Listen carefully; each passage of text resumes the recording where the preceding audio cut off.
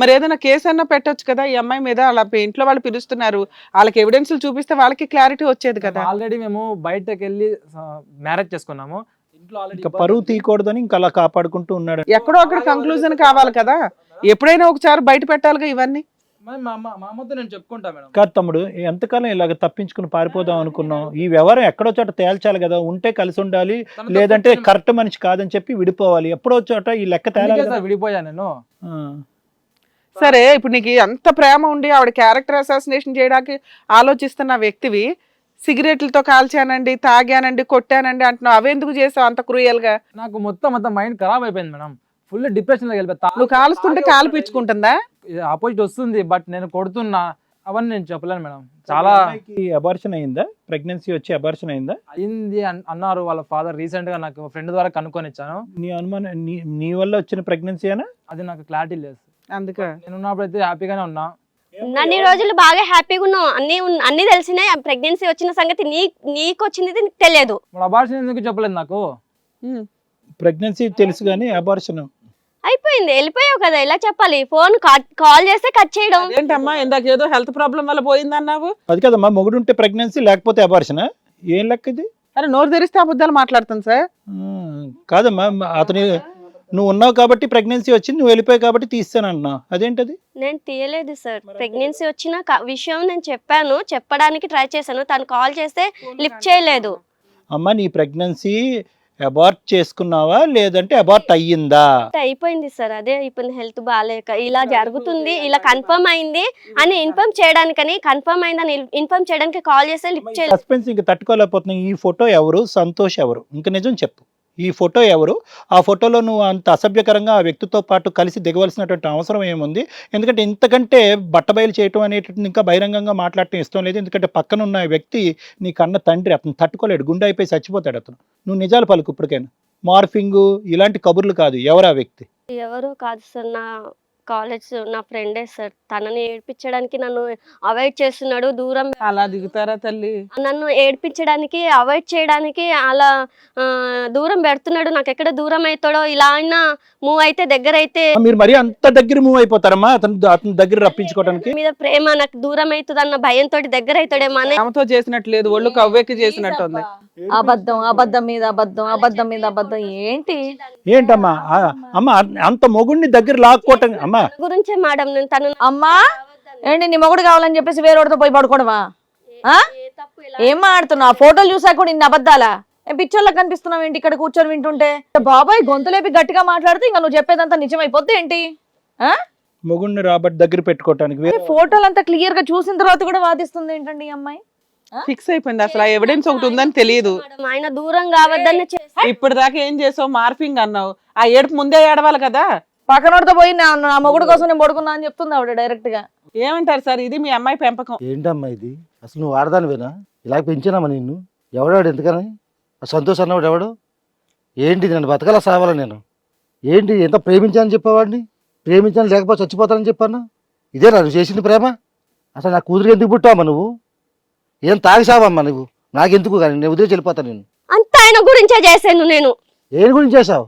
అలా చేస్తారా? ఇదేమన్నా నేను సావాలా బతకాలి? అసలు మీ నాన్న చూపించమంటావు ఫోటోలు? ఈ రోజు ఇంత మందిలోని మాట వాళ్ళు పడాల్సి వస్తుంది.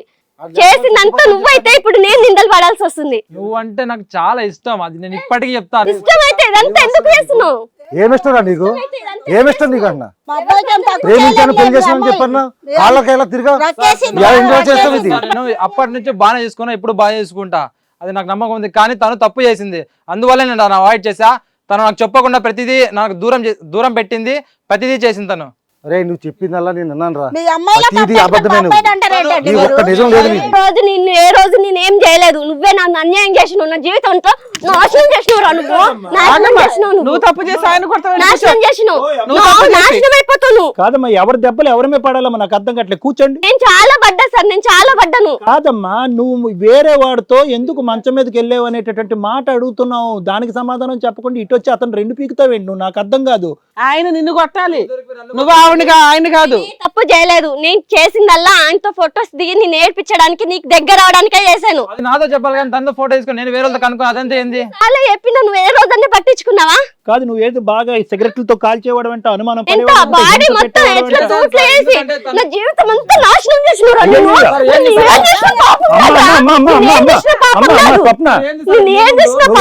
స్వప్న కూర్చోమ్మా ప్లీజ్ అమ్మా ప్లీజ్. మేము పిలిస్తే మమ్మల్ని నమ్ముకుని వచ్చాడు, నువ్వు ఇక్కడ కొట్టించుకోవడానికి. కాళ్ళ మీద పడ్డాడు ఆ రోజు, నా కాళ్ళ మీద పడ్డాడు, కుక్కలాగా ఎంత పడ్డాడు. అమ్మ నువ్వు ఈ ఎపిసోడ్ ముందు మాట్లాడతావేంటమ్మా? ఈ ఎపిసోడ్ లో ఏం జరిగిందన్న మాట్లాడు. నువ్వు ఎవరితో అయితే దగ్గర అయ్యావో అది ఎందుకు అయిందన్న చెప్పు. ఒక్కటే ఆయన కోసమే చేసిన, ఓ రూమ్ లో నడుచుకుంటూ వెళ్ళడం ఆయన కోసమా? జస్ట్ యాక్టింగ్ చేస్తాం మ్యామ్, అది రియల్ కాదు మేడం. తనని నమ్మించడానికి చేసిందే కానీ. కెమెరా పెట్టారేంటి నీకు? ఆఖరికి ఆ ఓయో రూమ్ లో బెడ్ మీద పడుకుంటున్నా కూడా అది కూడా యాక్టింగ్ అంటావు. అది కూడా అతని దగ్గర రప్పించుకోవటం అంటావు. ఇది ఎక్కడ గోలమ్మా? మాకు అర్థం కావట్లేదు. చేసావా, తెలియక చేసావా, ఎదురు ఏడుస్తావేంటమ్మా? తెలిసి చేశాను, తెలియక చేశాను, కానీ ఆయన కోసమే చేశాను మ్యామ్. తను నాకు దూరం కావద్దని చేశాను తప్ప వేరే ఏ ఉద్దేశంతో చేయలేదు. భర్త మీద ప్రేమ ఇలా కూడా చూపిస్తారా తల్లి? భర్త దగ్గర కావాలని చెప్పేసి ఇంకోటితో ఓయో రూమ్ కి వెళ్ళినా నేను ఏ రోజు ఏ తప్పు చేయలేదు. అమ్మ స్వప్న, నువ్వు ఏ తప్పు చేయలేదు, ఏ తప్పు చేయలేదు అని అన్నా కూడా నీ మనస్సాక్షికి తెలుసు, ఆ ఫోటోలో ఉన్నటువంటి ఆధారాలకు తెలుసు. మొదట నువ్వు ఏమని వాదించావు? అసలు కనిపించింది అంత నిజం కాదు సార్. అది బయటికి వెళ్తున్నా అంటే సంతోష్తో మాట్లాడమంటావా? నిన్ను ఒప్పించడం మా వల్ల కావట్లే, అంత ఎవిడెన్స్లు దొరుకుతున్నాయి. సంతోష్తో మాట్లాడమంటావా? మాట్లాడండి, మాట్లాడదాం. మాట్లాడండి. నేను తప్పు చేస్తే భయపడలే మ్యామ్. ఫ్రెండ్ తో మాట్లాడదాం. ఇటు ఇవ్వ, నీ దగ్గర నెంబర్ ఉంటే ఇటు ఇవ్వు. ఆ సంతోష్తో మాట్లాడమంటుంది ఇటు ఇవ్వు. ఆ ఫోన్ ఏదో మాట్లాడదాం. నెంబర్ వద్దా? ఒక్క నిమిషం ఆగు. ఏమొద్దు?